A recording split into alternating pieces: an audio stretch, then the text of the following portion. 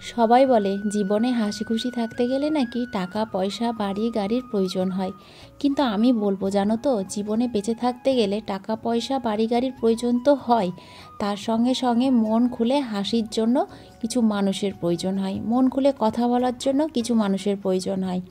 তো যাই হোক, ভগবান আমাকে এখন সেগুলো দিয়ে দিয়েছে। ওই যে আমার কয়েকটা তারকাটা বান্ধবী আছে, তাদের পেয়ে আমি বেশ খুশি। তো সবাইকে গুড মর্নিং, আশা করি সবাই খুব ভালো আছো, আমিও খুব ভালো আছি। তো আজকে নতুন আবার একটা ভিডিওতে তোমাদের সকলকে অনেক স্বাগত রইল।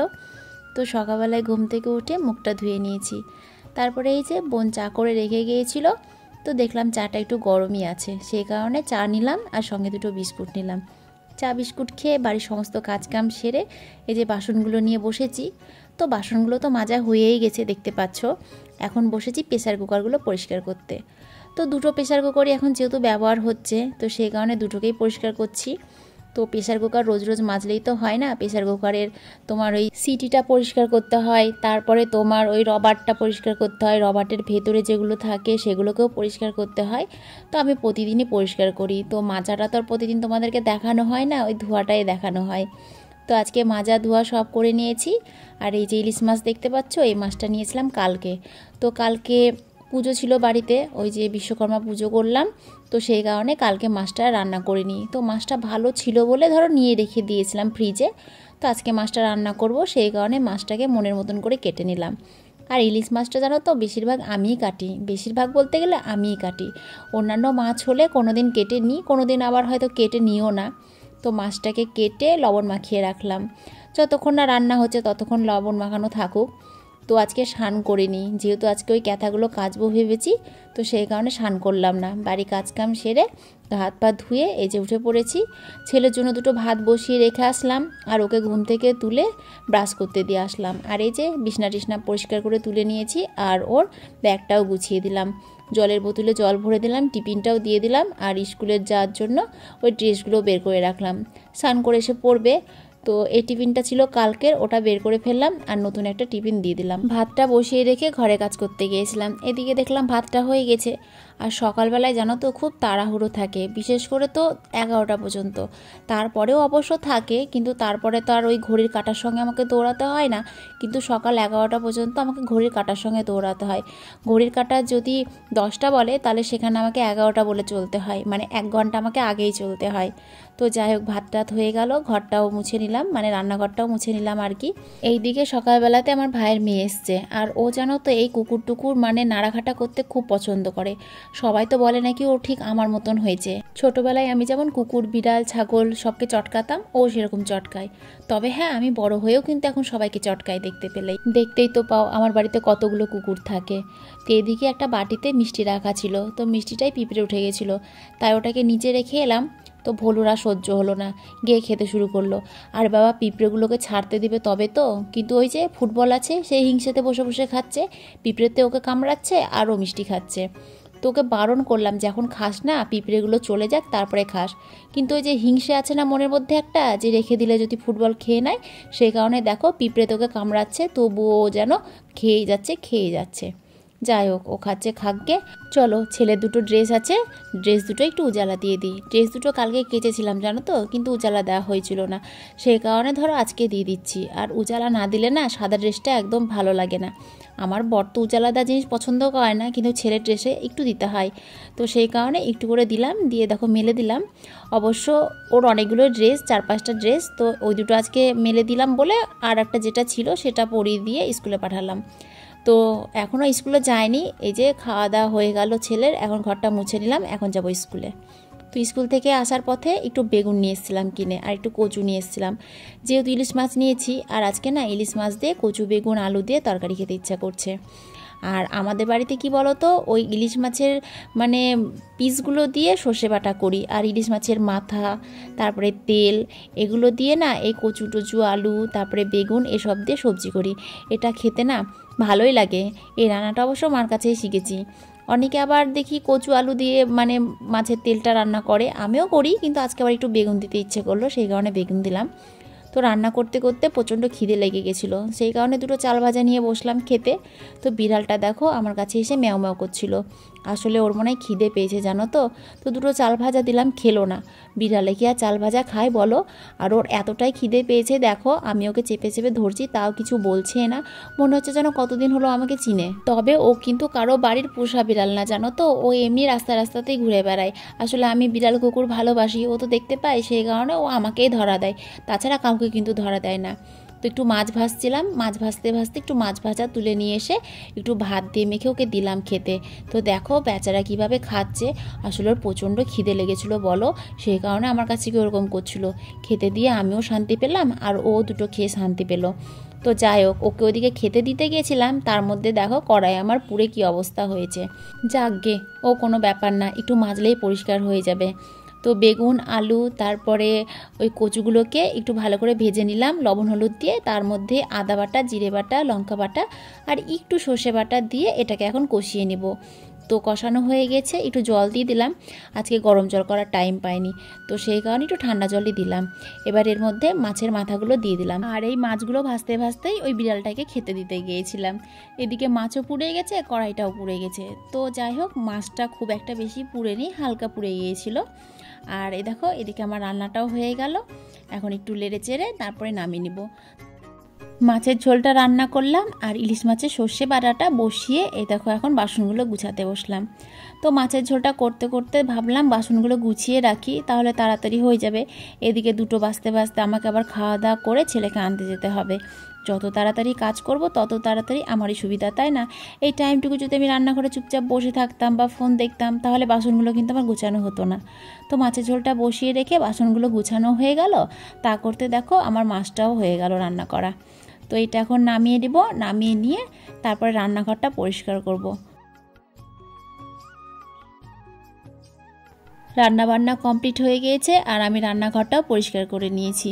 আর আমি কি বলো তো, প্রতিদিন তাই করি, রান্নাবান্না করে রান্নাঘরটা পরিষ্কার করে তারপরে খাওয়া দাওয়া করি। ওই গ্যাস তারপরে রান্নাঘর এঁটু রেখে না আমার খেতে একদম ভালো লাগে না, তাতে আমার যতই খিদে পাক না কেন আমি রান্নাঘরটা পরিষ্কার করি তারপরে খাওয়া দাওয়া করি। আর কথাতেই তো আছে, মানে উনুন এঁটু রেখে খেতে হয় না। আগে তো সবাই উনুনে রান্না করতো, মাটির উনুন বলো বা আঁচের উনুন বলো, কিন্তু এখন তো কেউ উনুনে রান্না করে না, এখন তো সবাই গ্যাসেই রান্না করে। তো যাই হোক, রান্না বান্না হয়ে গেল, তো ভাবলাম ক্যাথাগুলো কেচে নিই, এখনও ছেলেকে স্কুলে আনতে যাওয়ার টাইম হয়নি। আমি যেহেতু আজকে তাড়াতাড়ি রান্না বান্না করে ফেলেছি এই ক্যাথাগুলো কাচবো বলে, তো ক্যাথাগুলো আর পুকুরে নিয়ে গেলাম না, কারণ এত ভারী ভারী ক্যাথা আমি নিয়ে আসতে পারবো না, সেই কারণে বাড়িতেই কেচে ফেললাম। আর আগেকার দিনে মানুষ খুব ক্যাথা বানাতো, কিন্তু এখন আর কেউ ক্যাথা বানাই না, আমি তো বানাই না।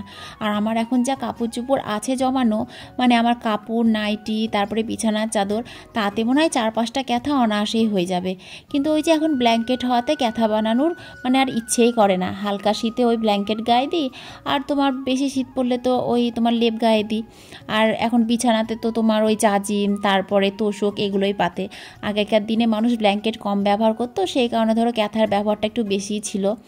তো যাই হোক, স্নান টান করা হয়ে গেছে, এই যে দুটো নাইটি ছিল, নাইটিগুলো কেচে এখন স্নান টান করে মেলে দিলাম। তো স্নান করলাম, খাওয়া দাওয়া করলাম, ছেলেকে স্কুলে আনতে গেলাম, তারপরে নিয়ে এসে ছেলেকেও খাইয়ে ধুয়ে দিয়েছি। তো এখন একটু ছাদে উঠেছি বিকেলবেলায়, একটা বেদানা নিয়ে বেদানাটা খাবো বলে। ফ্রিজে জানো তো অনেক বেদানা তারপরে আপেল রাখা আছে, সময়ই হয় না খাওয়ার। আসলে যাদের খাওয়ার চার থাকে তারাই দেখবা ফ্রিজ খুলে খুলে এটা বের করে ওটা বের করে খায়। আর আমার তো খাওয়ার কোনো চার চেষ্টা নেই, খেলেও চলে না খেলেও চলে, না খেলেই বরঞ্চ আমার বেশি ভালো। এই খাওয়া দাওয়ার জন্য যে আমি কত বকা খাই সবার কাছে তার ঠিক নাই। সকালে খাই না বলে যে আমি এত বকা খাই সবার কাছে কি বলবো, ওই দুপুরে আর রাত্রে চা একটু খাই, তাছাড়া ওই সকালবেলা 1 কাপ চা, বিকেলবেলা 1 কাপ চা হয়ে গেল। সকালের জলখাবার তো আমি খাই না বললেই চলে। তো এই যে বেদানাটা বের করে নিয়ে এসে খাচ্ছি, আমার সঙ্গে সঙ্গে আমার ফুটবল, আমার ভলু সবাই উঠে পড়েছে। এই বেদানাটা খেয়ে না এখন যাব বান্ধবীদের সঙ্গে শাড়ি কিনতে।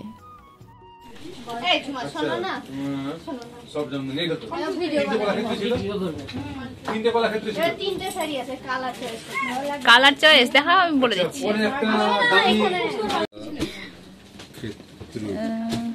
কোনটা ভালো আছে গো?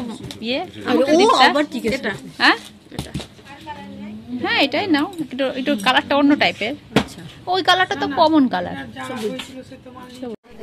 হ্যাঁ ওই কালারটাও ভালো লাগছে গায়ে, বুলটি পরিষ্কার না, যা দিবে তাই ভালো লাগবে।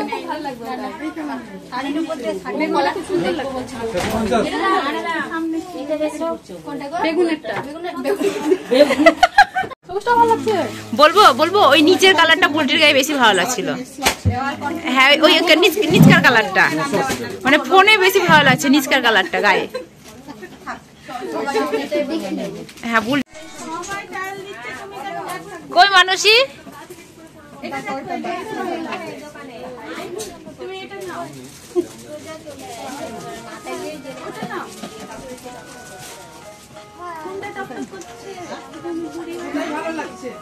শাড়ির দিকে নিয়ে এসো, শাড়ি দেখাও, শাড়ি দেখাও, বলো আমাদেরকে দেখাটা এইটাই